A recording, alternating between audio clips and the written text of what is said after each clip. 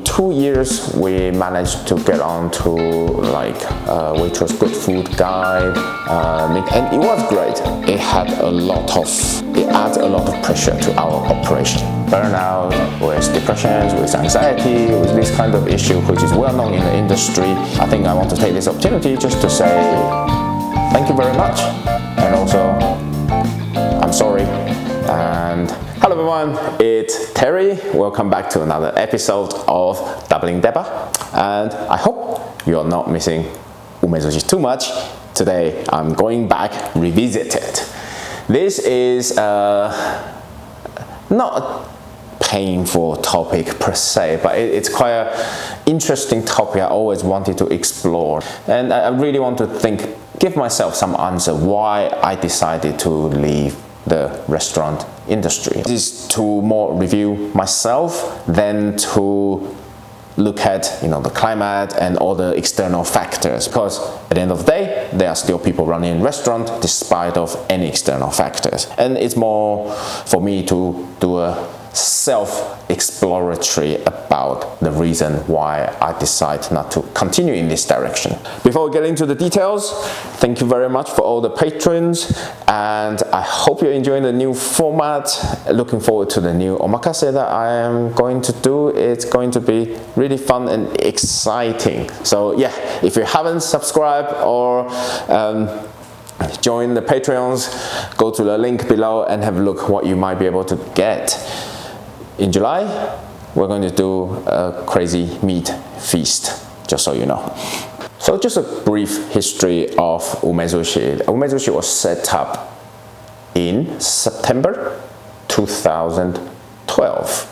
And it was me with another chef that I worked with before, and then quickly we got busy and started hiring more people. In 2 years we managed to get on to like Waitrose Good Food guide, Michelin guide, and I think end of the second year we also went on to the Sunday Times top 100 restaurants in the UK, etc, etc. So yes, it sounds all great, and it was great. It adds a lot of pressure to our operation. I was still very involved until about 2016, and that's when I was finishing my dissertation, thesis, etc. I became a lot less hands-on.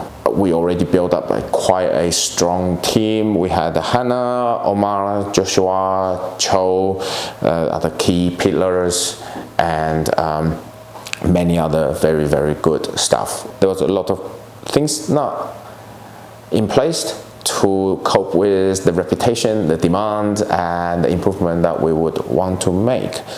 So we carried on running, and I came back to be more hands-on because of illness in the team. It's pretty much what's happening now. Why I left the restaurant industry or restaurant business. Let's start from the beginning.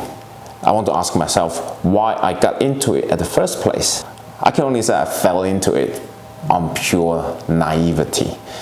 I started working in a restaurant as a front of house, and it just seems everything was so easy, and the food was not what I had liked.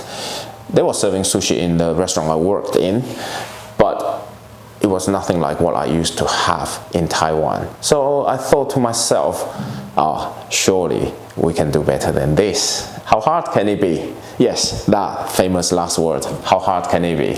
And yeah, so I really had zero knowledge about how to run a restaurant. I had some idea about how business will work. You buy cheap, you do something to it, you sell it for a profit. Easy. I wasn't sure I wanted a business or I wanted a restaurant. When I was at the planning stage, everything sounded like I wanted a business and going through the means of restaurant. So selling food for the purpose of profit. After I get into it, the inner chef took over, and I was operating a bit like I'm getting any profit, any money. I invest into better equipment and into new ingredients and trying to make the taste as good as I can, try to get the best service, most exotic wines, sakes that I can find. I wasn't thinking about the business. And what's worse is I didn't even know what type of food I was wanting to serve.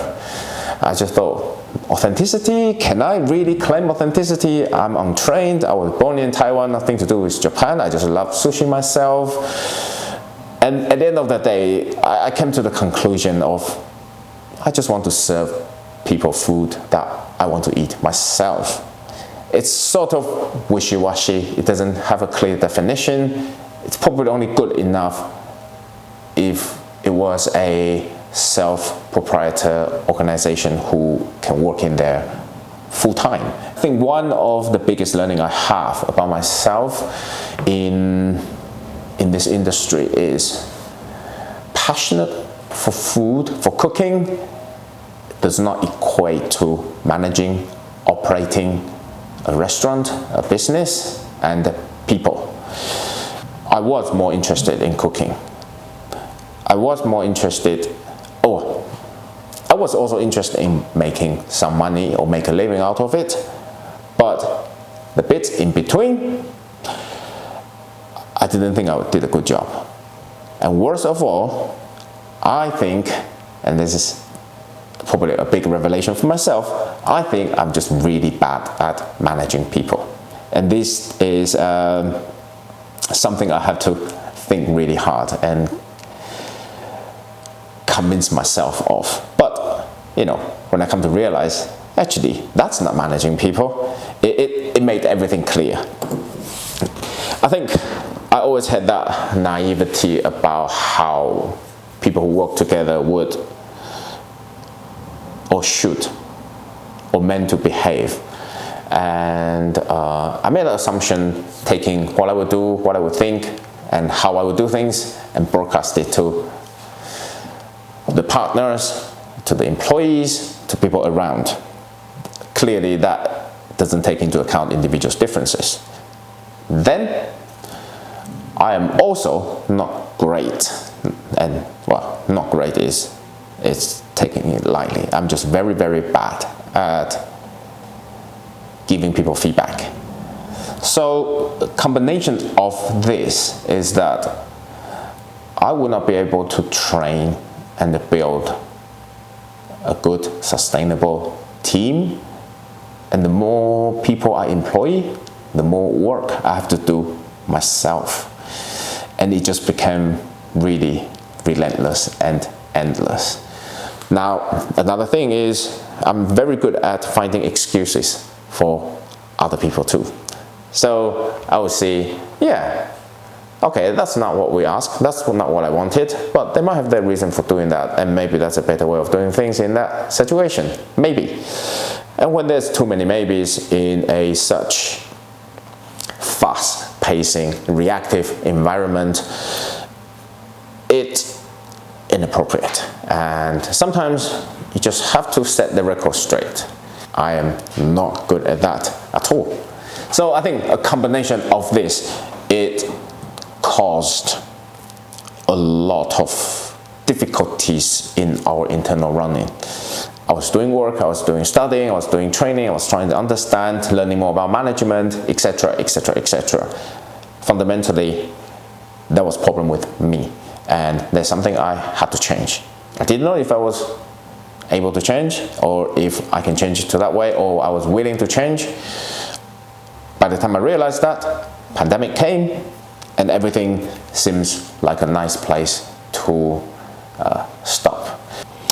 And something I have to say along the way is that because of this people management, it also caused some maybe unnecessary sickness within the team. I think the issue with burnout, with depression, with anxiety, with this kind of issue, which is well known in the industry, I didn't know until I experienced it.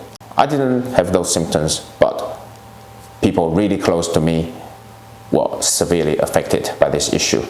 So that's my personal summary of why I left the restaurant business. It's more something I want to tell myself out loud, and if any of you have your own business, your own restaurant, similar experience, or have I missed anything big, you want to offer some ideas, feel free to. I'm really open to discuss this topic and share whoever's experience. I think I want to take this opportunity just to say thank you very much, and also I'm sorry, and that's everything for today. And if you want to hear more about my experience or discuss any aspect of Umezushi running or my other crazy adventures, leave a comment, let me know, subscribe, and I'll see you next time.